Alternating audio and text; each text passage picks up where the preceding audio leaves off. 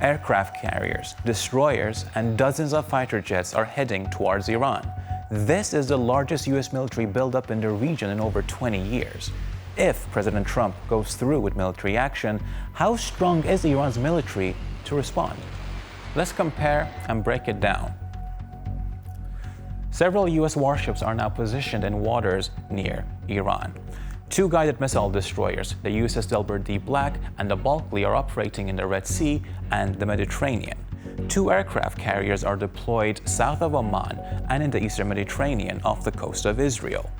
And the world's largest aircraft carrier, the Gerald R Ford, has left the Greek island of Crete and is heading east. Aircraft carriers bring dozens of fighter jets, surveillance planes, and missile systems, effectively functioning as floating air bases. An air wing with 5 squadrons each. That brings F-35s, so very modern advanced stealth planes, multi-role fighters, F-18s, also very advanced fighter jets, and some, maybe 6 or so, a squadron of EA-18s. They're called Growlers. Those are electronic attack aircraft. They will be primarily used to target Iranian air defenses. The US also has major air bases across the Middle East. At the Al Udeid Air Base in Qatar, satellite images from February 1st showed 1 reconnaissance aircraft, 3 Hercules transport planes, and 18 aerial refueling tankers, and 7 cargo aircraft. 2 weeks earlier, there were fewer refueling and cargo planes, suggesting a rapid buildup. Images also show up to 10 Patriot air defense systems mounted on heavy military trucks. In Jordan, at the Muaffaq Air Base, images show 17 strike fighters, 8 attack aircraft, transport planes, and helicopters, and 4 Growler electronic warfare aircraft. In Saudi Arabia, at the Prince Sultan Air Base, large cargo aircraft including a C-5 Galaxy were visible. Satellite images also show increased aircraft activity at Diego Garcia in the Indian Ocean. So, is this deterrence or preparation for a strike?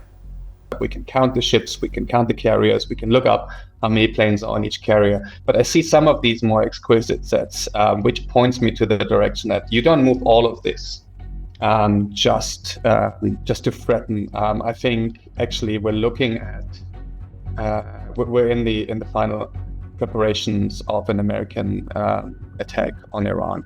I think the comparison to 1991 and 2003, the Iraq Wars, is not warranted. It is somewhat between what we see in the 2 campaigns we saw last year, between Midnight Hammer and Rough Rider.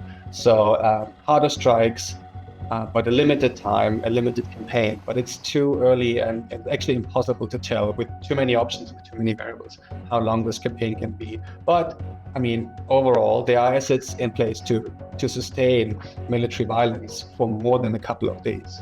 What about Iran? Iran has around 610,000 active military personnel. Its armed forces are divided into 2 main branches, the regular military and the Islamic Revolutionary Guard Corps, or the IRGC. The IRGC is the stronger of the 2 and answers directly to Iran's supreme leader and oversees Iran's missile program. It also has its own naval and air units. Iran has invested heavily in its missile and drone programs to compensate for its relatively weak and aging air force, which is largely equipped with decades-old US and Soviet-made aircraft. Some of its key missile systems include Sejil missiles with a range of about 2,000 kilometers, Khaybar Shikan missiles, Haj Qasem missiles, and Shahab short and medium-range missiles. Iran's longest-range missiles are believed to reach up to 2,000 kilometers, covering all of the Middle East and parts of Europe. In 2023, Iran unveiled Fatah, which it described as its first domestically produced hypersonic missile, a weapon capable of traveling at least 5 times the speed of sound and maneuvering in flight, making interception more difficult. The US intelligence community believes Iran possesses the largest ballistic missile inventory in the Middle East. Ballistic missiles travel at very high speeds and follow a high arcing trajectory through the atmosphere, making them harder to intercept than drones or cruise missiles. Iran's drone arsenal includes the Shahed and Mohajer series, which have been used in regional conflicts.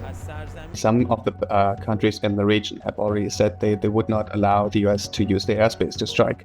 I think you can see that those are also countries that are very vulnerable to facing Iranian missiles, especially the short-range ballistic missiles coming across the Gulf. If you tally up what is in the region, what the Americans bring, for example, each carrier has 3 destroyers dedicated just to defend itself. The air wing itself is a defensive asset.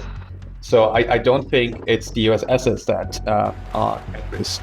But then the strategic calculation also extends to the Strait of Hormuz, which is probably the biggest question. But it's in terms of geoeconomics, not in terms of whether Iran can somehow vest the American forces in the region. The military power of the United States still far exceeds that of Iran, but Tehran has warned that any war would quickly expand into a wider regional conflict, including strikes on Israel and US targets across the Middle East.